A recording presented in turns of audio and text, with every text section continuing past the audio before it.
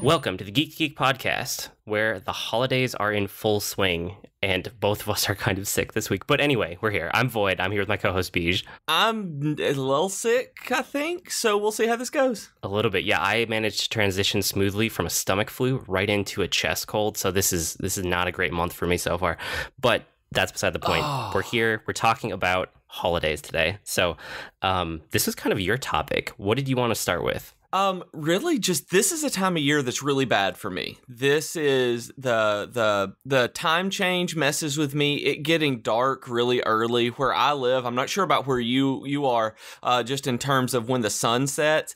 It's dark at 5 o'clock here. By 5:30, it is completely dark, and I wake up in the morning and it is dark.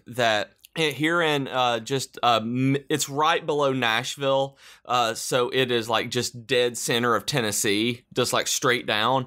So it just gets dark and it messes with me, and so I get a lot of anxiety from this. I have various things going on with family stuff. You always have family drama around the holidays. So just being able to cope and be able to decompress during December and January and most of November is really, really important for me. And I figure if it's important for me to figure out ways to do that around the holidays and still get in all of the geeky stuff that I love while being overwhelmed with everything else, I kind of figure that other people are trying to find a good balance and strike some sort of balance to get their holidays under control and actually enjoy them. So yeah, that's what I wanted to talk about.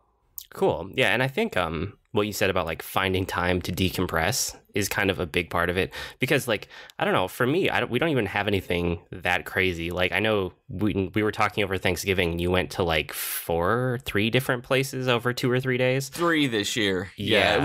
It was actually great this year because it was 3 days of Thanksgiving where we had one a day, where we have one get together a day, when usually we have multiples in one day where we get to stay somewhere like an hour and a half and go and drive an hour and go somewhere else and then move to another one. Sometimes we have 3 or 4 on one day. And you have like 6 things for Christmas, did you say? Usually, yeah. So they're getting more spread out this year as well, just because of people's schedules. So Jennifer and I might actually have a Christmas day or a Christmas Eve to ourselves this year, which will be pretty cool to be able to do, or at least most of the day to ourselves. Yeah, we tend to just stay in town, and then both sides of our family, my side and my wife's side, are both very close to us. So it makes it pretty easy to just go do like half a day with each of them, and then we're kind of done, which is really, really nice. So we don't have anything too crazy. But I mean, the holiday time in general, decompressing, I find is like important, especially for me, the last 3 years or so, the only actual time off that I have a solid block of it, like a week, is the holidays between Christmas and New Year's, because as a freelancer, when I'm juggling a ton of clients, I never know who's going to need what on what day. And I'm always kind of on call on any work day. So the only time that I know that basically everyone is out of the office for every single one of my clients is that week between Christmas and New Year's. And then usually you can kind of fudge a couple days on both sides of that too. So you get like a week and a half. But I mean, that's been my only true vacation for the last 3 years now. And yeah, I try to enjoy it. I try to decompress. I try to do more video games, and I really try to make time for reading, like uninterrupted time to just read a book for hours on end, because I don't get that a whole lot with the age my kids are and with my workload and stuff. And so I do read. I mean, I read all the time. I pick away at books, but I don't ever get to sit down for like hours and hours and just read consistently unless I have a big break. So that's kind of one of the main things I try to do. And this one's new for me because I do the same things as you. I mean, I don't have the kids going on and running around and requiring my attention, but I usually try to read a lot over Christmas break. And I say Christmas break because that's what I've had until now. I've always had a Christmas break. This is the first holiday where I'm starting to work and freelance and do things like this, where I'm not going to have 4 weeks of uninterrupted downtime to be able to play video games and to read and catch up on things and work on side projects. So it's going to be new to me to actually do what you're doing and find that time to sit and read, as opposed to, oh, this is what I've always got. I'm just going to, I'm going to sit here and play. I'm going to sit and play an MMO. And then when I get tired of that, I'm going to go to an armchair and read an entire Brandon Sanderson novel and not stand up for 3 days. That's something that's always been really important to me. And I'm going to have to learn how to not do that. Well, yeah, I mean, I guess if you've been on that school schedule while you've been a professor, that's crazy. I didn't even think about that. You must have had lots of nice breaks, and you have summers off. I knew that, but I didn't really think about the holiday implications. Yeah, I mean, and going straight in from, elementary school, high school, college, grad school, and directly into teaching, this is literally the first time since I'm 5 years old that I haven't had a break from school during the summer and the winter. Wow. That it is insane for how much this is going to be, and it hasn't really hit yet because I would still be in school right now, but come around Christmas when I'm still looking for clients and working on articles and things like that, it's going to be a real adjustment for me where I'm going to have to take the time to decompress from the newness of that stress. Interesting. So I know you travel a lot more than I do during the holidays. Like, even if it's not super far, you're still going around a lot of places. Do you do a lot of like what do you do on the go to decompress? Like gaming, or do you do anything traveling, or are you too busy traveling? You know what I mean? Generally, I do little things in the car. Like, I'll download short stories a lot onto my Kindle, or I make sure I have a list of articles on, it used to be Instapaper, and now it's, what is the one I use? Pocket, I believe, or Twitter, or Save, things like that, where I can read stuff as we're driving. Sometimes Jennifer and I talk a lot, honestly, during the drives where we catch up on things that we may not have been able to talk about. I've brought video games and things like that, where even though we only have an hour to an hour and a half, it's a really good time to just sit and not have to do anything. So I'll read comics on my Kindle, actually, or use Marvel Unlimited, where it's very easy to take a couple of panels, get into a conversation, and then go back to reading a couple of panels or pages, going through digital comics on my phone as we're driving. That has really, really been awesome for me. Oh, that's cool. Yeah, I mean, when we do actually have to travel, it totally interrupts our routines, which that doesn't sound like a big thing unless you have kids, and then you know how much that really messes with you. Like, traveling with kids is way more work than staying home with your own kids. Oh, yeah. It's insane. Like, travel, ever since we've had kids, it's like having a second job almost. Like, it's not relaxing in the least. And our kids are finally getting to the age where it's like in the next year or two it will get better, because they'll be able to kind of like do their own thing when we're at grandma's house and, chill out without constantly needing us to help them out or check on them or break up fights or whatever. But we're not quite there yet. So yeah, the fact that we don't do a whole lot of travel around the holidays is really nice.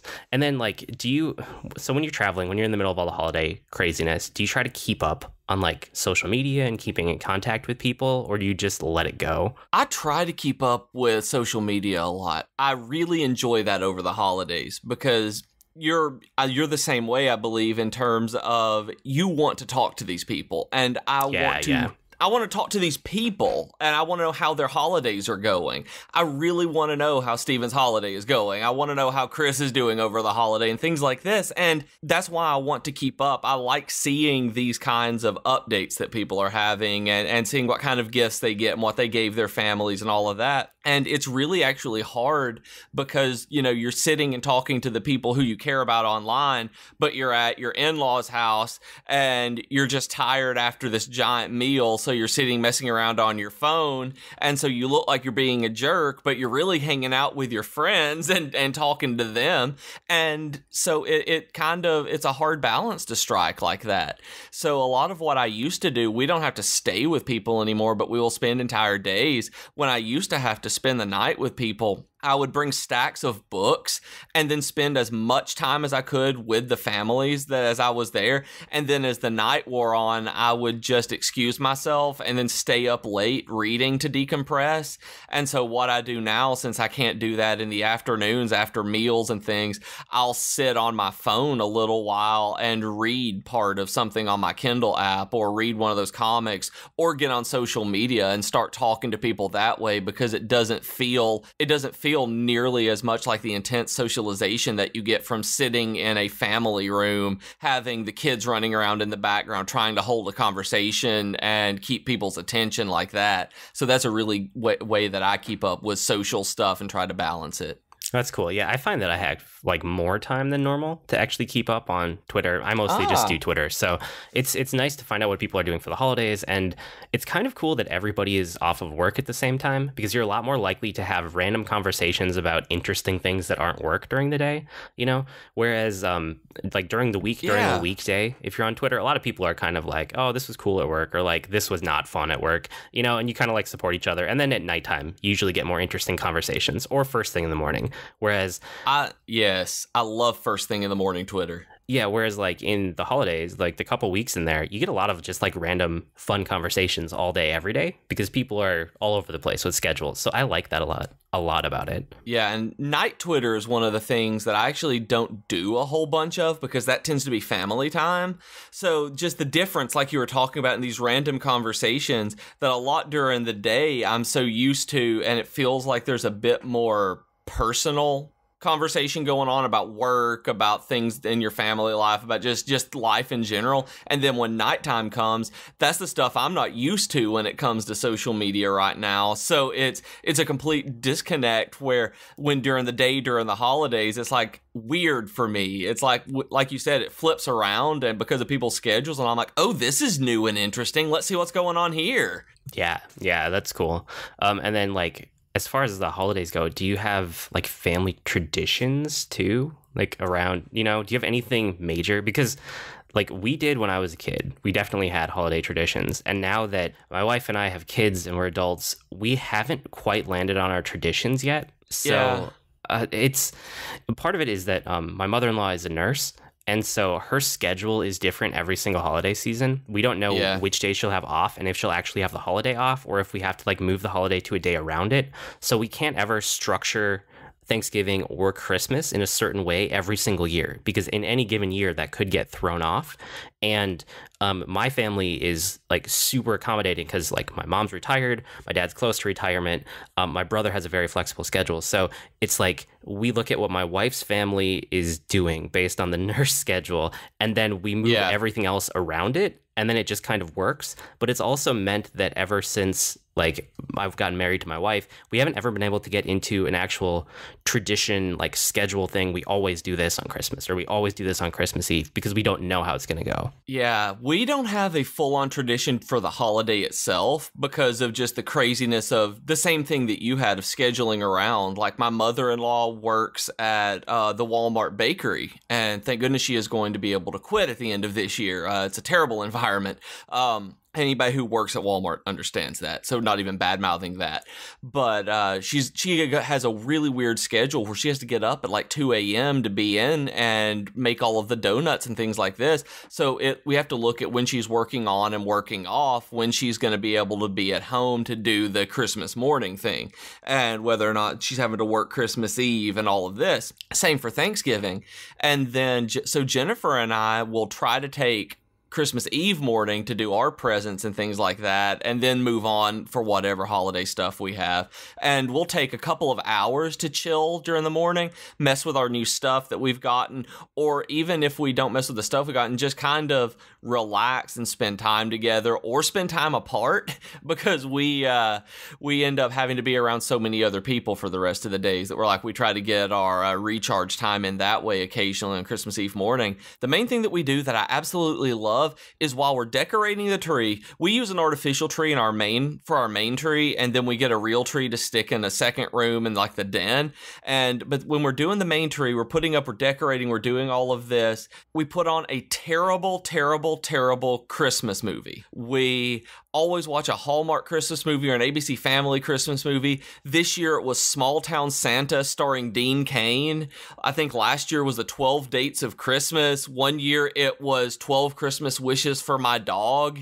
And just these absurd holiday movies that we watch that we know are going to be terrible films, but they're just so goofy and fun that we watch them. Yeah, actually, now that you mention it, my wife and I usually watch Love Actually at least once during the holiday season, if not 3 or 4 or 5 times. It's like a really bad movie that's really good also. Yes. Yeah. And that's one where we've watched it for the holiday, and that one is too much of a quality film for our Christmas tree decorating. Oh, okay. I can see that. We like low budget, terrible, like sci-fi level movies for Christmas. Cool. I get that's fun. That could be funny. Oh yeah, it's silly. I mean, we don't think they're good movies by any means, but that kind of thing, it means something to us because we're weird people and we like, as we call it, dumb stuff. Nice. Well, I mean, in other terms of like traditions, like I said, we don't have any really like family centric around the holiday tradition, but I would say that like when it comes to gaming, I do more gaming with my kids. I do more like sit down next to them in front of the TV and play. The last couple of years, it's been like Mario Kart, Smash Brothers, kind of whatever Wii U games that are evergreen that they really like and they play a lot of. So I do get more gaming time with my kids, which is really fun. And then like, do you play certain games this time of year? Because I know a lot of people do, and I kind of tend to sometimes. I play adventure games and MMOs. I tend to either want some kind of story or I tend to want some sort of exploration. That for some reason, that is what I get into every holiday season.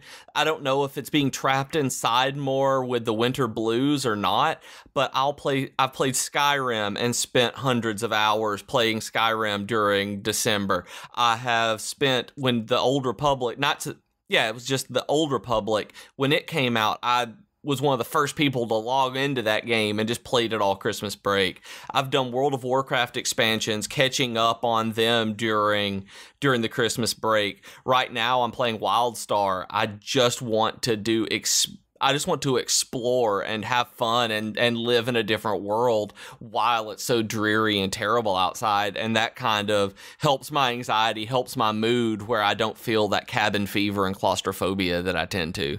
Yeah. So like I said, I play more Nintendo games and like Mario and stuff with my kids. Yeah, absolutely. That's awesome. I mean, I totally get doing that. If there were more people around, I would be doing the same thing. Yeah, we played Disney Infinity last night with a bunch of people around. Cool. Yeah, but then for myself, like I think I tend towards I never land on one exact game, but I do tend towards MMOs and like single player RPGs. So I think just RPGs in general, and it's probably the same reason you do, just kind of a different world, something to escape the dark and the cold and the snow, because it's the same up here. I mean, I think I might actually be at a higher like northern latitude than you.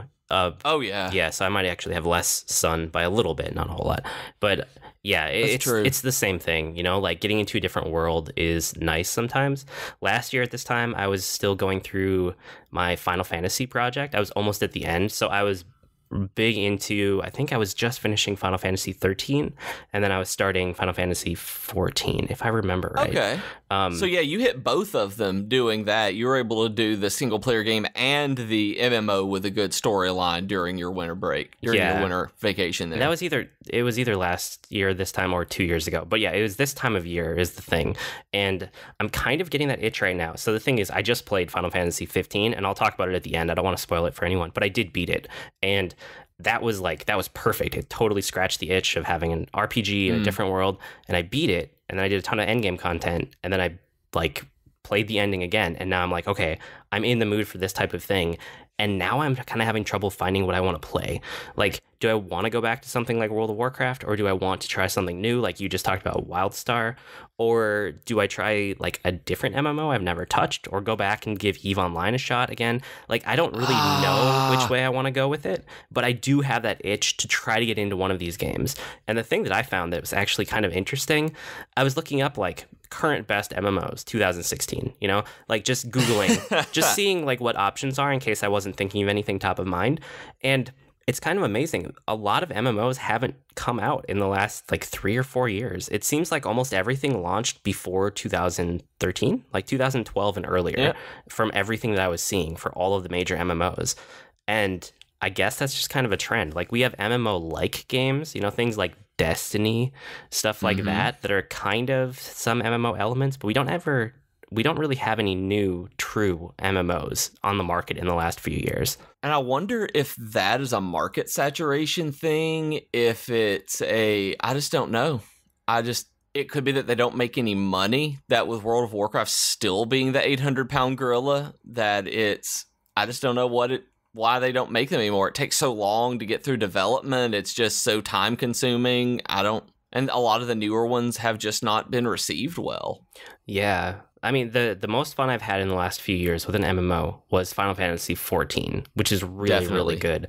And then beyond that, I mean, my best memories are of WoW. But then last time I dipped my toe in, I felt like it hadn't aged very well. Like, it hasn't really changed. It's the same game. I don't know if I really want to get invested in it again, but I have heard a lot of good things about the latest expansion.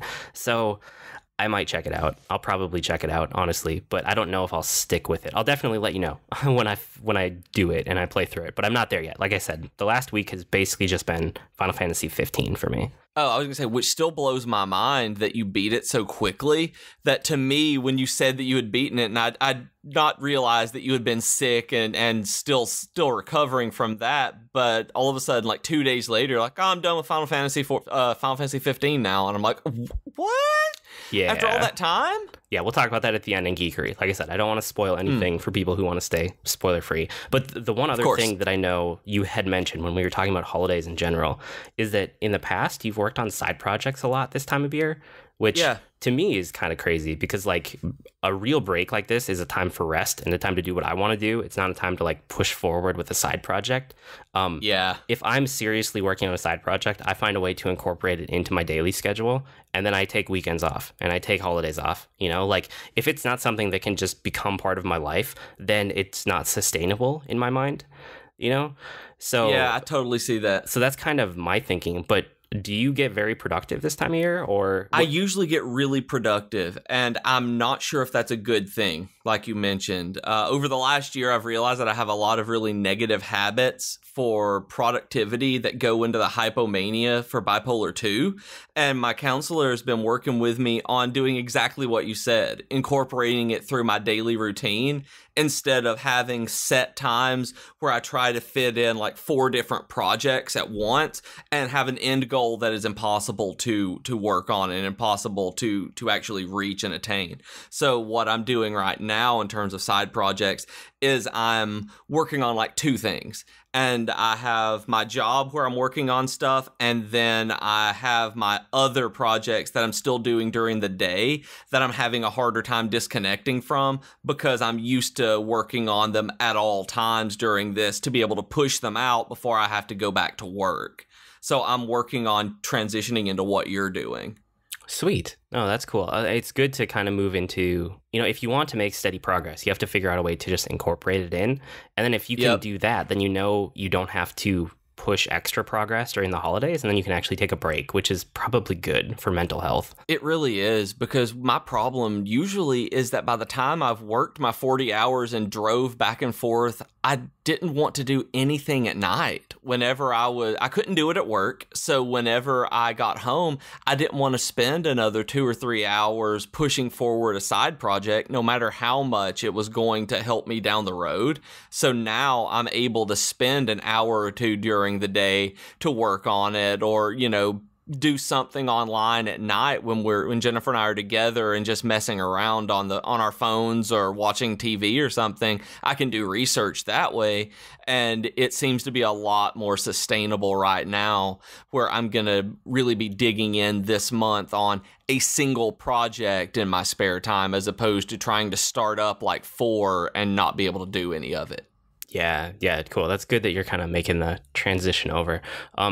But besides that, like, I know this was kind of your topic you wanted to talk about. Was there anything else that we didn't hit that you wanted to mention? Just the holidays in general? Well, I've been thinking a lot about it in terms of like reading. And I know that like you end up reading a lot anyway. And you've said that you don't get extra time, but with the week off, do you not make time to do that during the holidays? Is there anything you do specifically to catch up on things that you don't get to do enough of during the year? Oh, not really, because I still have kids. So like the kids' schedule doesn't change, you know, the fact that like we're watching them the majority of the day.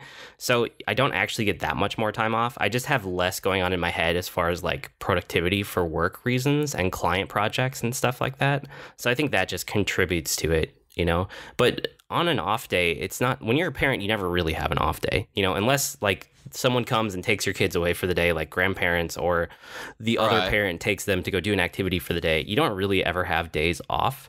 It's just less stressful than a work day. It's just a different structure to the day.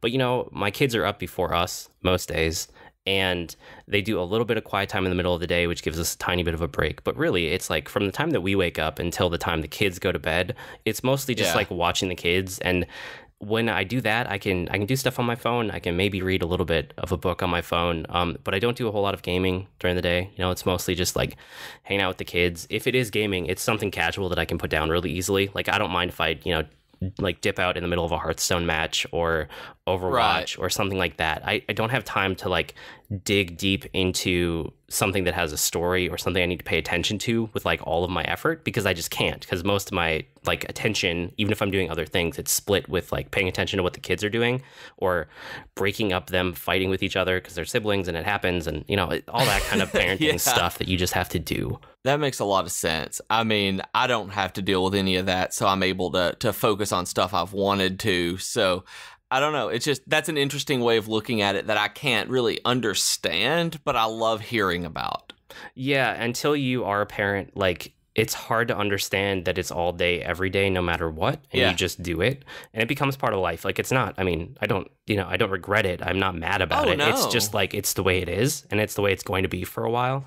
As they get older, they get more self-sufficient, and it changes. Like, parenting is always changing, but still, it's just something that, like, no matter what, it's kind of just an undercurrent to my life. It's just always there. Yeah, and I know you had mentioned earlier about your routines and stuff like that, you know, I'm big on routines. The holidays tend to interrupt that for me, that I have my stuff I do in the morning, I have my stuff I do midday, I have my stuff I do at night, and I tend to be very rigid in this is what I do. That is a personality thing that I've always dealt with, where when it comes to eating, I eat coffee and oatmeal every morning. I eat a peanut butter sandwich for lunch, and I go along, and the holidays mess with that. They mess with my exercise routine. They mess with my gaming routine. In the mornings, I tend to get up after I eat. I'll get on my computer, play whatever it is that I'm doing for a little bit, and then I'll get to work. As I've woken up, I'm ready, I've gotten my mind going, and the holidays completely mess with it, where I'm having to travel. I may be having to deal with different kinds of bills. I may be having to do shopping during that time. I may have to take care of cleaning or decorating or whatever it is, and just this time of year tends to make it really, really hard to keep to that routine, which is something, you know, with kids, you have to keep to a routine, but not nearly as rigidly as I do for my mental health. And I know one thing for Jennifer, that she suffers from insomnia, so we've had to alter our sleep schedules a lot. I'm not sure about how the holidays do for you or for any of you listeners out there, but we go to bed at around 9 o'clock every night. And that is a health issue for us because Jennifer gets insomnia, which is linked to her anxiety. So as long as we're sleeping and we have a regular sleep schedule, we're good. And that affects what we can do traveling. That affects what we can do for fun. It affects what we can do to decompress, because this time of year we tend to use a lot of candles and meditation, and we make ourselves have what we call quiet time at night, where sometimes we'll just put on soothing music, because everything messing with our routine so much, we have to take extra self-care. And sometimes quiet time for me is, last night it was playing Wildstar, because I'd been around people all day and I needed to do something that was just by myself that wasn't straight up sitting.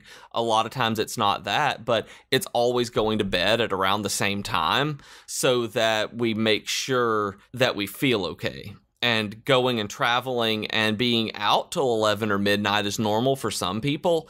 And the holidays can really, really mess with us for that. So we have to accommodate for that in different parts of our lives. Do you guys do anything like that? No, we have kids.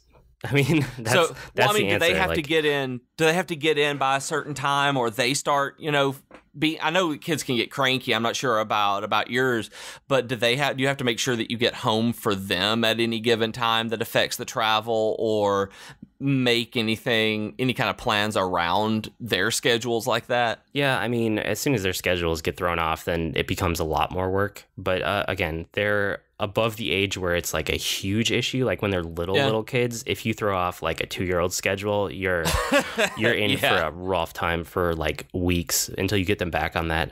But yeah, I don't know. My son is an early riser. My daughter is a night owl. So it's kind of like if he stays up, as soon as he gets home, he'll crash, which is easy. Yeah. And then for her, she has no problem staying up, but then she'll sleep in the next morning. So it depends on like if she has school the next day, then that changes things. Yeah, I don't know. A lot of the day is just structure around school and making sure they get to bed at a decent enough time that they get up okay and all that kind of stuff. But we try not to throw off the schedule. I don't know. Like we don't really think about our own schedule much. It's mostly about the kids, you know? Yeah. Like we don't sleep a whole lot, but that's just part of being a parent. We probably get 6 hours a night for the last 6 years now, roughly. Yeah. Which is not bad. Not bad at all. And it keeps getting slowly better, like I said. But no, I mean, we don't do a whole lot of craziness for their schedule. Yeah, I wasn't sure because we have to do a lot for hours just out of self-care. So I wasn't sure out of the kids and stuff like that if you had to actually make sure that they were sticking to a holiday schedule, because now that, you know, they're going to school doing all of this, I didn't know how that was affecting them changing into a holiday schedule, then going back and transitioning back and forth. Yeah, you don't really transition their schedule. You just keep it the same. Like otherwise you're just setting yourself up for failure. Like you just try to keep a kid's schedule the same as long as you possibly can without touching it. Yeah. I get that. Yeah. Okay, cool. Well, that's probably about it for holiday stuff. If you want to send a holiday present to us, you can always rate us and review us on iTunes, which is always nice. I see everyone and it's appreciated. Geeky sponsor of the week. We don't have a sponsor yet. Geeky offer of the week. We have Audible trial still set up. So audibletrial.com/geek2geekcast. I'm going to recommend a book this week, The Martian. Yes. So it's so good. My favorite book from last year. I think it came out last year. Maybe it was the year before. It's one of my favorite books. It was the year before. It's really, really good. The book is fantastic. The audiobook is fantastic. And the movie's good. But all three of them are very different experiences. And I think my favorite version of it is actually the audiobook, because almost all of the story is told through like these logs that are done on the mission on Mars, and having the person say the logs to you as if they're recording them at the time is really, really cool. So I'm going to recommend The Martian as an awesome book recommendation. So you guys can get a free audiobook, right? If they go to audibletrial.com/geek2geekcast. With that, it's probably time for our weekly geekery, which if you don't know, it's where we talk about what we've been geeking out about this week. I am going to talk about Final Fantasy 15, but I will do it at the very end after everything else. So if you don't want any spoilers at all, don't worry yet. So why don't you start? Well, like I said a couple of times, I've been playing Wildstar, and that is because of Gigi Chestnut on Twitter, who is absolutely fantastic. I've been seeing her post things on Twitter a lot and screenshots, and I just decided I was going to give it a shot. I was either going to play this one or Elder Scrolls Online, and after installing both, I chose Wildstar, and it is close enough to World of Warcraft in terms of stylized graphics, doing all of that, that I think it's something that is very comfortable for me to fall into, but it's so different. It's like a Firefly meets I don't even know. It's just this gritty westernish Star Warsy kind of setting, and I love it so far. It's very actiony. There's a lot of dodging and rolling, and it's a very active combat system, unlike, say, Final Fantasy 14, where one of the reasons I didn't want to go back to it necessarily is because it is a little bit of a slower game. So Wildstar is keeping me with what I wanted in terms of a quick-paced RPG where I can just explore and do different things. So it's been fantastic. Like, I have been just having a wonderful time doing this, and it is the only free-to-play MMO that I've ever played that doesn't feel like a free-to-play MMO. I've not noticed a single restriction on me logging in and playing that like I have any other game. That I looked at what signature players get, that's the paid players, and it's not. You get more cosmetic stuff. You get a few bonuses in terms of experience and currency, but as a new player especially, it is not restrictive, and there's no cordoning off of content, and that is making me really, really, really happy. And so I can't recommend Wildstar enough after just playing it for about a week now, and I found a good guild because of Chestnut. They're fun people to play with, and that always makes MMOs better for me, even though I tend to be playing this as a single player game for the most part. I'm just chatting with people. Also, we got a Roomba this week, and it is the best thing in the world. I am a slob.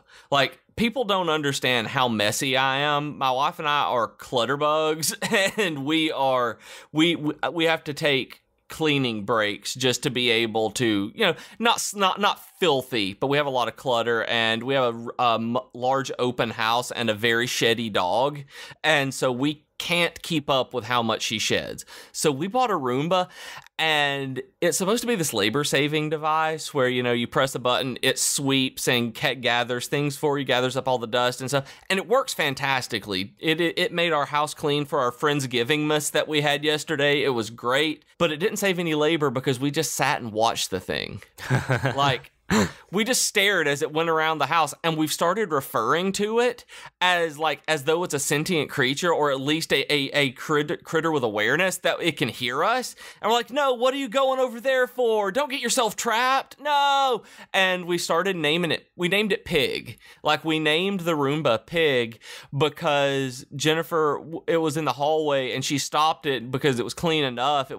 We thought it was about to stop itself, and she just went, all right, that'll do, Pig.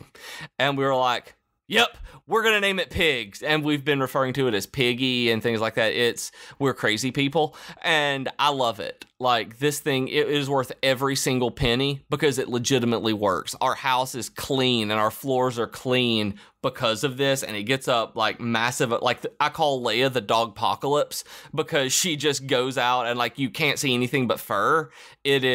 It's wonderful. Get a Roomba if you have a house that's suited for it. I know you've said your house wouldn't work for it, which is a tragedy.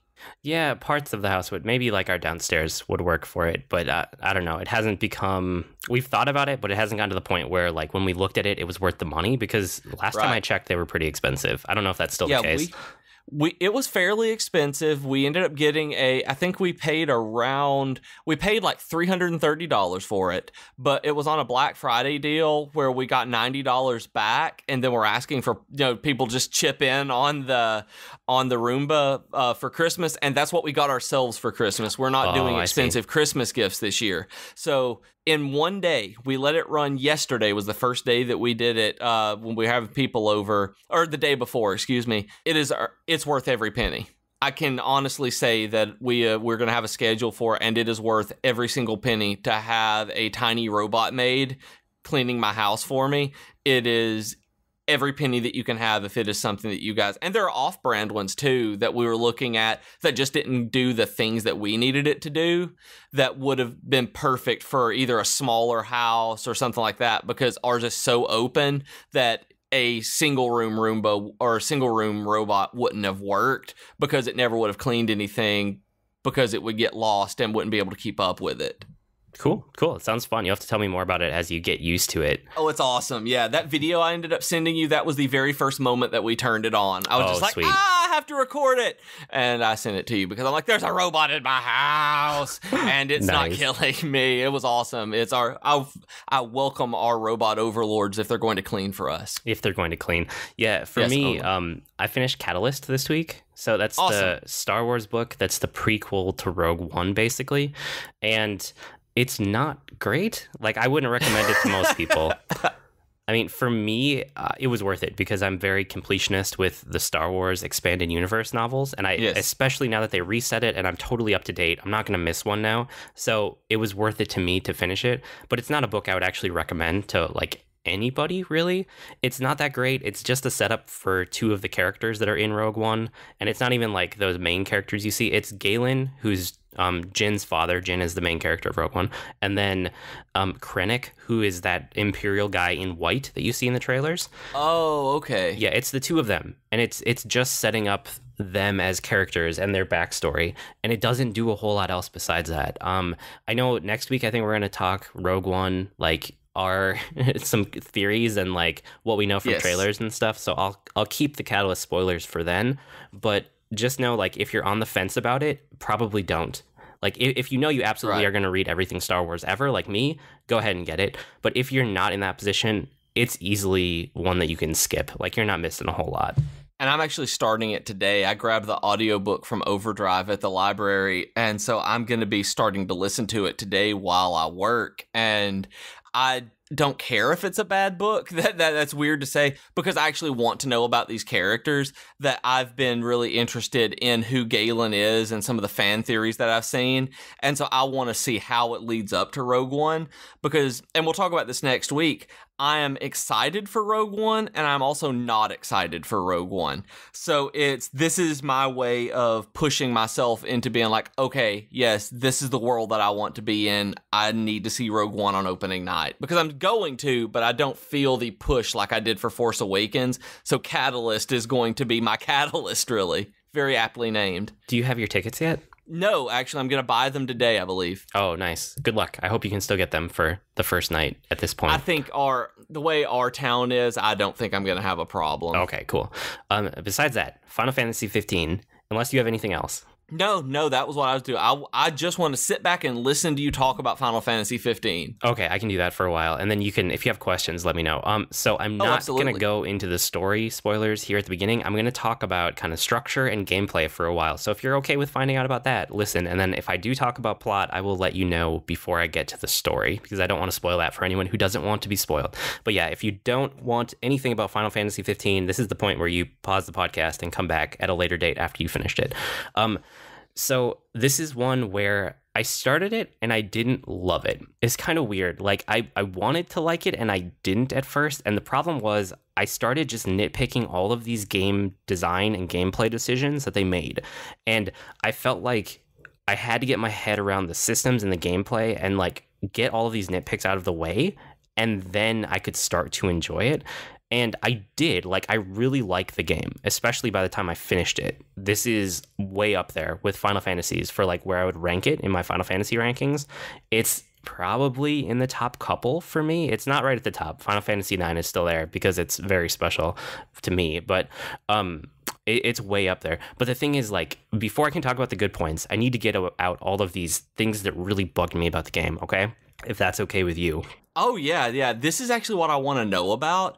Is the cool thing, the good stuff is wonderful. And like I want to hear all about that too. But I do want to know about the nits that you have to pick, because I lost interest in Final Fantasy 15 when I found out about all of the DLCs. That the way that they were handling a lot of the systems and things like that, I just kind of and I didn't push for it anymore. So I would like to know what is bad about it, to know if those are the things that I can't stand in a Final Fantasy game. Okay, so the combat never really clicked with me. Like, even in the end, it's very simple. And it's not challenging, and it doesn't actually require you to use most of the different things that they put into it. You can basically hold R1, which locks on, and hold circle, and you'll just win. And the only thing you'll have to do is just make sure you have enough items so you can heal yourself. Like, the entire game, items are completely overpowered. Like, a potion will almost always heal you to full. In the end game, a high potion will heal you to full, and you'll have plenty of money to have 100 of each of those. And then you can just get 100 elixirs and 100 high elixirs. Like, they're not that much money, by the time you get to mid-game, end-game. So as long as you're stocked up on items... That's typical, though. Well, not necessarily. Usually I have elixirs that I haven't touched all game because they're so powerful that I want to save them for the last boss, and then I forget about them and don't use them anyway. This, I'm talking about, like, you can have your inventory maxed out with them and still have plenty of money left over. Like, oh, okay. And you can just literally use them throughout a fight. Like, as your guys get knocked down or get damaged or whatever, you just, like, items will get you through every single fight in the game. Besides that, all you have to do is, like, hold circle, and circle will it'll keep attacking with whatever weapon you have. And you can switch weapons, but I never found that you really needed to. I mean, you can if you want for like style, but you don't have to. And once you find a weapon that's really powerful and good and you understand the timing of it, like, I didn't find a need to switch off of it almost ever, like, unless you wanted it to look different. So the combat became simple. I mean, if you wanted to use the magic, you could, but I didn't use magic like the entire game because it always felt like a waste of time when I could have something better equipped to make my stats go up. The magic takes the place of your weapons in your like little selection thing. You can only have 4 things equipped for that. So I always wanted weapons instead, because the weapons will give you stats even if that weapon isn't currently equipped. So I would always go with ones that improve, like, I'd always go with 3 weapons purely for stats that I wouldn't ever use, and then I would get 1 weapon that was really like powerful for attack and that I liked the like the timing of, and then that was the only weapon I would actually use in combat. And it worked just fine. Like I beat the game very quickly with it. So the combat never really clicked with me. And there are little things like when you parry, it's not, you don't always get a prompt when you can dodge or when you can parry. Whereas in a game with combat that I did like, that's similar, something like the Batman games, like the Arkham games, you know, where you can hit buttons to attack, and then you get little prompts to either dodge or parry or like reverse attack, things like that. In Final Fantasy 15, sometimes you'll get a prompt, but sometimes you won't, and you just have to watch the enemies to dodge. And it's so inconsistent that it felt like it felt like it couldn't decide which way to go with it. You know, it's like you either should have been prompted every time or never. And like one is more Dark Souls-y, I guess, where you never get prompted and you just have to keep an eye on things. And then the other one is more like Batman-y, where everything prompts you and you can be like perfect in a fight. This is somewhere in the middle, and I didn't like how it felt. So the combat didn't click with me even till the end of the game. It got a little bit better in endgame, but not a whole lot.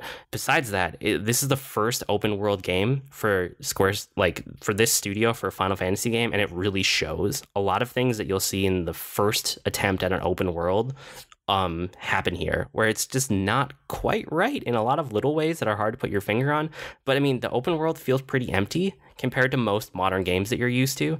Like if you're, you know, used to like an Ubisoft game or Assassin's Creed where there's things to do literally everywhere, or if you're used to a game like Fallout or Skyrim where you can just wander for a little bit and you organically run into a bunch of interesting things, that won't happen here. Like you have to pick up the quests that will kind of direct you to the interesting spots. But if you don't go out of your way and pick up the quests, it looks like you're just driving on the road and nothing really interesting happens. The whole open world with the road is kind of the first half of the game, I would say. And that's the road trip part that they've really pushed in all the advertising. And it's just that part, sometimes it feels like the worst parts of MMOs and the worst parts of Ubisoft open world games kind of jammed together. And besides that, like, or along those lines, I guess, the side quests are uninspired. Almost all of them are like kill 10 things or kill 5 things, you know, like the hunts are just kill this certain amount of things, go to this spot and kill things, or go find some things. You know, it's like the standard hunt and fetch quests that you're used to. For some reason, they work for me in MMOs. I don't mind those, but when I get those in a single player RPG like that, I really start hating them. I'm like, you have so many different mechanics that you could have put into this game, but you didn't. And you fell back on something so simple for side quests to just add in content. And I get super irritated at that, especially for open world games like that. Yep. And also you can only have one active quest at a time. So you can only see one quest marker at a time. So you could have 5 that are all in the same area that you could complete. But if you don't actively go back to your quest log every time you complete something and search for it, you can easily miss that and have to travel back and forth in the car a ton of times to go to the same area just because it's not obvious. Yeah. Square Enix does that kind of stuff all the time, and it just makes me want to punch them in the face. And all of this is like that road trip idea of traveling around in the car, but it just needs work, you know? Like the idea is there, but parts of it just need work.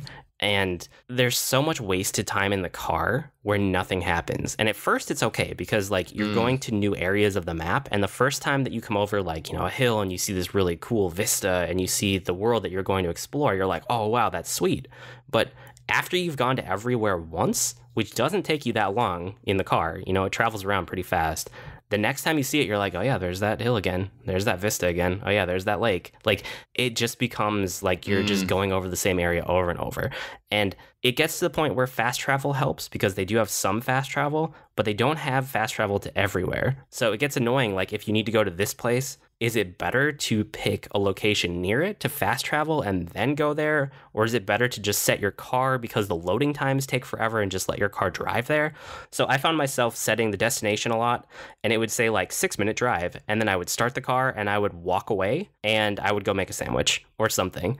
Like I would just let the game play itself while I was away from it because Ignis will drive for you. So Ignis drove me all over the place while I was doing other stuff. Like I would take the car as a chance to check Twitter and make food, check on my kids, you know, like take some medicine because I've been sick all week, which is the reason that I actually played all of this. But yeah, there's a ton of just downtime. And like if the characters talked in the car more and they had more dialogue and like character development, it would be one thing, because that could be really cool. Like that would fit this game. Like the road trip thing, it really does have that feel to it. But there's all this wasted time in the car where they could be talking and like improving the characterization of them. And instead, like sometimes Gladio just pulls out a book because he's bored too, you know? Oh my God, they actually make them bored enough to read in the car. Yes, exactly. So that bugs me. Other things like the camera framing is not cinematic when it's in engine for any of these side quests. Like the main quest is one thing, but the side quests, like the camera framing when you're talking to NPCs or accomplishing objectives, it's not good. The camera, sometimes in combat, you just feel like you're fighting the camera, not the enemies, which is frustrating. The lips don't match up a lot of the time when it's in engine. Again, when you're on the main quest, it's usually fine, but when you're doing anything else, it doesn't really match up. And then is in terms of like the structure of the story, I'm not going to talk plot here, but the second half of the main story feels rushed. And it feels like, I mean, it feels completely different than the first half. But the second half of the game has this feel like it was planned to be so much more. You go to all of these areas that aren't your first open world area. And it seems like the plan was maybe for each of these other places you visit to be an entire other open world area where you can take the car around and have a whole nother like road trip there. And it's not. They're very linear. It's very much you visit, you do one thing, and then you move on. And it's just kind of like, it's a continuation of the trip, but it's not open anymore. You know, it's not open at all. And it doesn't ever get to the point of Final Fantasy 13 where it's just corridor after corridor after corridor. It's not bad like that. Good. But there's no exploration in the same way there is in the first half of the game. I mean, at one point you visit somewhere and even the name, like the title of the chapter makes it seem like this should be a fully explorable city, but it's not. It's like one outcropping above the city where you can look down on it. It's a lot of little things like that make it seem like they had very ambitious plans for the second half that just never got done. Besides that, every character who's not one of the main party of four feels very underdeveloped. The person who's developed probably the most besides them is the main antagonist, which is good in a way, but a lot of other characters are introduced and are gone without you ever learning very much about them or caring. So it's kind of like, oh yeah, okay, that character is gone. And then the other thing in terms of structure, chapter 13 is really bad. Like it's bad. It's the only chapter that totally breaks the flow of the game. I pushed through it because obviously I was going to finish the game, but if there's any chapter that will hold me up replaying this game, it's chapter 13. So if you get there, just know you just have to push through, and then the other chapters after that are fine. So that's those are my major gripes. Those are my nitpicks that I had to get out of the way. Do you have any questions about those before I get into like the reasons that I actually really like this game? Well, I want you to go back when you get into spoilers. I want you to tell me what you've mentioned chapter 13 a couple of times, and I want to know what it is. Okay, we'll talk about the story at the very end then. Okay, and I also just want to comment on the combat.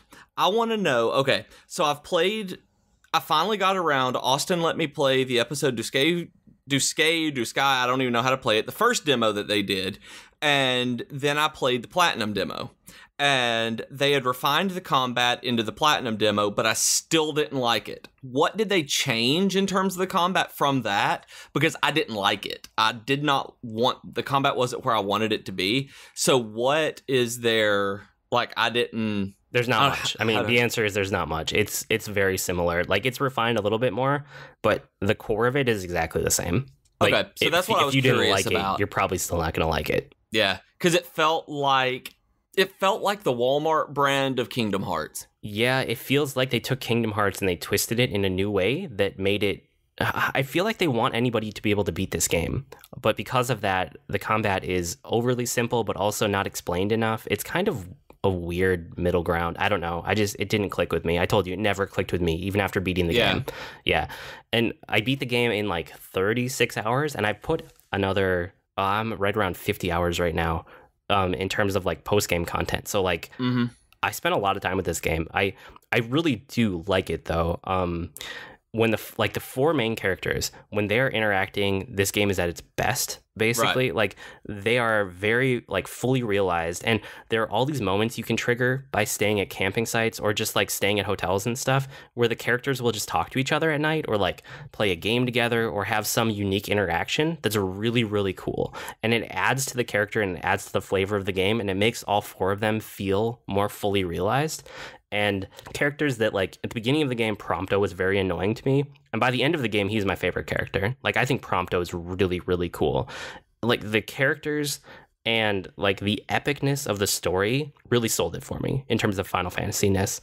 And despite this game kind of being, it's kind of an ambitious mess, you know? It feels like it was caught in development hell, where they have all of these ideas, and some of them are fully fleshed out, and other ones are barely touched on, and then they just kind of let it go, because you can just tell that there were too many cooks in the kitchen. Like, so many people have touched this game over such a long time that it felt like they just needed to get it out there so they could move on to the next game.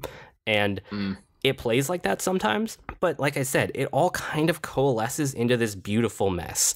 And by the end of the game, I really, really like the game. Like, I got over my nitpicks. All of those things I said before are true. Despite that, I kind of love this game. It's very high on my Final Fantasy rankings. The progression system is really good, despite not liking the combat. Like, the mix of skill trees and experience points and, like, the ability points, I loved the way the progression is handled in here. It always felt like there was something to push forward, and it always felt meaningful to unlock, like, a new thing with your ability points, which was really cool.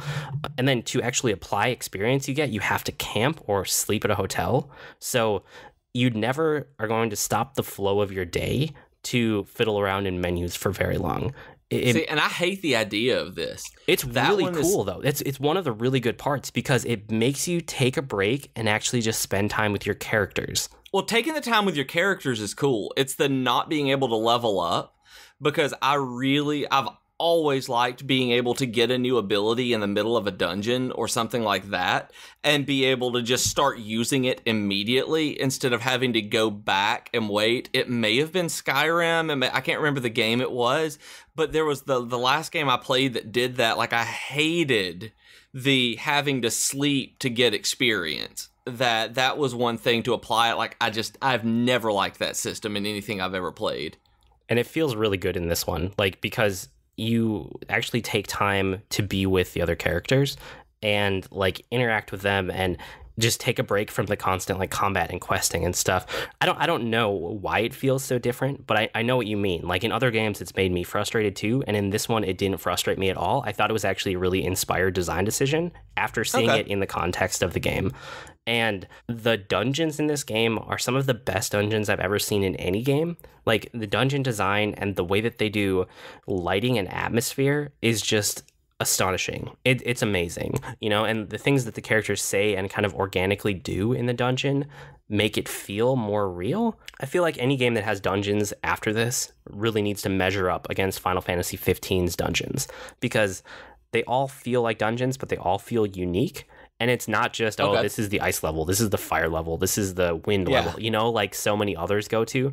A lot of them. That's what I was wondering about when you told me this, because all I could think of was the ice level. You have the dark, like, necromancer with purple lights dungeon, just things like that, the generics. Yeah, and it doesn't feel like that. I mean, it doesn't feel like they've just swapped the tile set. It feels like every dungeon is handcrafted in just a fantastic way. I can't even describe it because you actually have to play through the dungeons. But if you look at any footage of the game where you can see the lighting, you can kind of see the atmosphere of the dungeon, you'll start to understand part of it. You actually have to play through them to get the full feeling. But the dungeons in this game are they're amazing. I love them. The music is great, just like all Final Fantasies basically, but this soundtrack is way up there in terms of, like, where I would rank soundtracks probably. The soundtrack really, like, hit me hard, especially towards the end of the game. It gets really good. And they also let you pick up CDs of all the other Final Fantasy soundtracks that you can play in the car when you're driving around. And I thought that was really cool. That is really, really cool. Like, you told me that and I was like, that's a great idea. Yeah, so I was cruising around listening to the Final Fantasy IX soundtrack a lot while I was playing, and that was really fun for me. And I don't know, something about the conglomeration of everything this game is, even with the nitpicks in it, I liked it. Like, I liked it a lot. By the end of it, by the end of the story, by the end of the plot, like, coming to just accept this game for what it is instead of feeling bad about all of these things that it isn't, or all the places that it fell down. I think the more I play the game and the more I think about the game, the more I like it. Whereas normally with a game, if I have this many nitpicks, the more I play it and the more I think about it, the more I dislike it. And that was really weird for me. I really, really, really want a new game plus. That's the thing I came away from this game with the most, is that I would love a new game plus, because now I can go back and accept the game for what it is instead of what I want it to be, and just enjoy it for that. And I bet the second time through, I'm going to like this game even more. I'm trying to think on how to phrase this question about that. So with there not being a new game plus, and you're talking about replaying through it, do you think you're going to get frustrated at not being able to be as powerful as you were at the end? Because that gets me sometimes when I restart an RPG like this, where it's combat based in real time, where when you're used to doing the stuff at the end, like restarting and having to go through the very low level stuff, do you think that's going to be an issue this time since it's not a new game plus, or are you going to hold out hope for that one before you play it again? Well, I saw that they announced that they are going to patch New Game Plus in, so I'm not going to replay the whole thing until that happens, because I wouldn't want to start from scratch and have to deal with like powering up again, especially by doing all the side quests that you have to do. Like, I don't really want to dive into the side quests, you know, again, because I already did like everyone in the game basically, except for some of the very end game stuff, which I'm still picking away at, by the way. End game is kind of fun. Like, you get access to, oh, that's kind of a spoiler, you get access to a lot of things in the end game. Maybe we should get into full spoiler territory here, because you wanted to hear about the story too. So, and I want to hear about some of the story and oh yeah, so this is full spoiler territory now, for everything. So at the end of the game, after you beat the game, you can go back and you can turn your car into an airship, and that gives you access to more areas. And there's a secret dungeon that you can only get to after you have the airship, and it's like a platforming dungeon that's really, really cool. And it was super frustrating and super rewarding at the same time, and I had a ton of fun with it. Basically, it kicks the other 3 characters out of your party, and it's just Noctis, and you just do platforming. And if you can make it to the end of it, which took me like hours, and I'm good at platformers, guys, took me hours to get to the end of this dungeon, you pick up an item called the Black Hood, which makes it so Noctis will always automatically dodge if he's able to. And it was really, really fun, because you can just stand there not touching anything, and you basically won't get hurt unless you're going up against like a super tough enemy. But it was really cool. I liked that a lot. And then I also liked just like, there's a giant adamantoise at the end of the game, which I haven't beaten yet, but I took a look at it. It's like a world boss basically at the end. Oh, okay. And then there's one other thing where in every single dungeon, when you get towards the end, you're almost to the boss of the dungeon in the main story. There are these like secret giant doors that are locked that you can find if you go just a little bit off the beaten path. After you beat the game, you can go and talk to this lady who gives you a key to actually open those, and you can go do basically like the hard version of bosses for these dungeons. And those are end game content that's really fun. Oh, and that's already in there. That's already in there, yeah. It's in there. You just can't do it until you beat the game. But yeah, what did you want to know about the story? I want to know about what is so terrible about Chapter 13. Oh, Chapter 13. I know what happens at the end of the game, and I've heard about that already. I know not full spoilers, but I know things. But I really want to know about Chapter 13. Okay, so up until then, you are like you're always with other characters, even if some of them drop in and out, and sometimes you get guest characters, but you're always with other people. Right. Chapter 13 puts Noctis completely on his own, and it puts him into, it's like a castle tower end game type of thing that you have to work through. It is pure corridors. It's like Final Fantasy 13 all over again. It's just corridor after corridor, and you can't run. Like, you have to walk because it makes you. Even if you hold down the button to run, he walks slightly faster. So you're better off trying to like roll or like, you know, like use your attack to go faster. Gosh. And they try to turn it into a horror game. Like, jump scares happen. Things jump out at you or like grab onto you. And you don't get your normal weapons, so you can't just attack them. You do eventually towards the end of the chapter. But for most of it, you only have this ring that gives you a new magical ability that like just gives you the death spell, basically. Okay. it doesn't cast instantly. You have to just hold the button while you like suck the essence out of someone until they die. It takes forever. So it completely breaks the pace and the tone of the rest of the game, and you're stuck in corridors walking for like 3 hours. Ew. Yeah, it's bad. That sounds awful. It's bad. I do not like that chapter at all. The tone of it, the shift to being on your own, without your weapons, without your companions, I get that in terms of a story beat, but it does not need to be 3 hours of that. It could have been half an hour of it, and it would have felt just about right. You know, it would have given you the sense of, oh, it sucks to be on my own. It sucks to not have my abilities, to not have like my friends. But instead of that, they make it just drag on forever. And that's the kind of thing in a game that when I'm playing, those kinds of areas have made me stop playing RPGs before. Where they drag on and on and on, where I know that I can power through it, and I know I'll do it, but I will do it later. And I always come back in a couple of weeks after, or maybe even a day or two, where I've had the time away where I'm just like, all right, I'm going to power through this. I like this game enough that I'm going to get to the end of it. Yeah, I don't know. I really like Final Fantasy 15, but it's like I have to put all of those nitpicks in there because I don't think this game is for everyone. You know, they say it's a game for like every time you boot it up, it's something like a Final Fantasy for fans and newcomers, something along those lines. They really want it to appeal to everyone. But I think that if you're used to a lot of modern games, a lot of things in this one might piss you off. So I can't just say, oh, it's amazing, it's Final Fantasy, everyone should play it, which I wish I could, but I can't. Like, that's not genuine, you know? I love it despite the things that are annoying about it.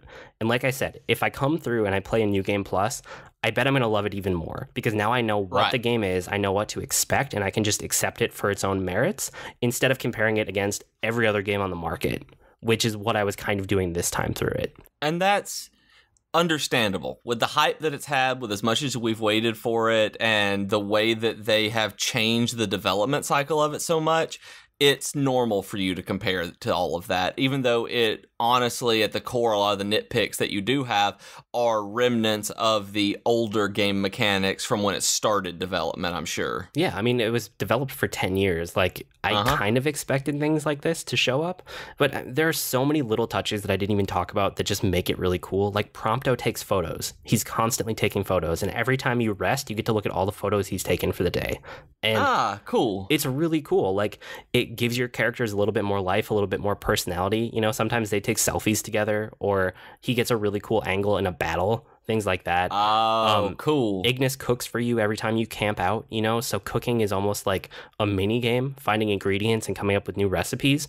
And every time you eat as a group, you get stat boosts for the next day. And it's just like there's so many little touches with the main cast of 4 characters as they go through the story that make them feel more like complete people. And I like it a lot. I mean, one of the times I stopped at, I don't even remember, like a trailer to sleep for the night or a hotel, and they're like, hey, do you want to play, I think it's called King's Quest or King's something, and I can't remember what it was called. Yeah, and you know, you think that like, oh, the characters are going to play a game together, they'll get out like cards or something that's typical in a game, but instead it shows them at night set up around the camp and they're playing on their cell phones. They're playing some kind of cell phone game together. Like, you know, it's these little touches that just sell it. And I really, really like the game. I'm still doing endgame content. And like I said, when the New Game Plus comes, I'll probably play through the whole thing again. And I'll probably pick this up. I'm really hoping for a PC adaptation because I don't have a PS4, obviously, or I'm waiting on like a DLC bundle for whenever I do get a PS4 to get like the Game of the Year bundles and or a cheap collector's edition or however they put it all together. Yeah, I'd be really interested to see what you think just because it's Final Fantasy. But yeah, I mean, I think it's a very worthy entry from the Final Fantasy series.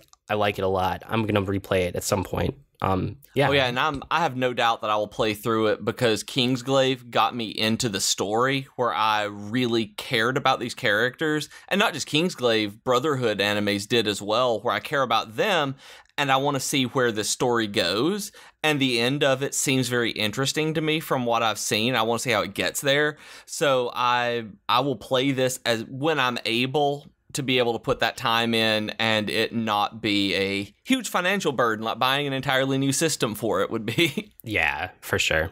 Cool. Well, I think that's enough about Final Fantasy 15, but I had to get all of that out because, like I said, I was sick and I was at home, and my wife told me to just sit and rest. So I was sitting, resting, and playing Final Fantasy 15 for basically just the last week, and that's about all I did. I had to talk about it after beating it because it's Final Fantasy. Well, it gave all of our listeners a 2-topic podcast this week, so yay! Basically, yeah.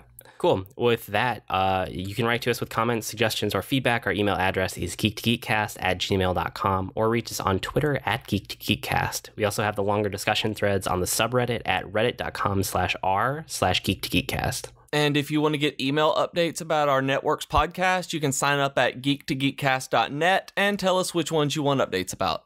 I blog almost daily at agreenmushroom.com, and you can find me at grnmushroom. That's green mushroom without the E's on Twitter. And I'm on Twitter as @Professor Beej. That's Beej with 2 E's. And I blog and podcast at geekfitness.net, which you can also find on all social networks as @geekfitnesscast. We've been Void and Beej with your Geek to Geek podcast. That'll do it for this week. See you next week, geeks. Bye, guys!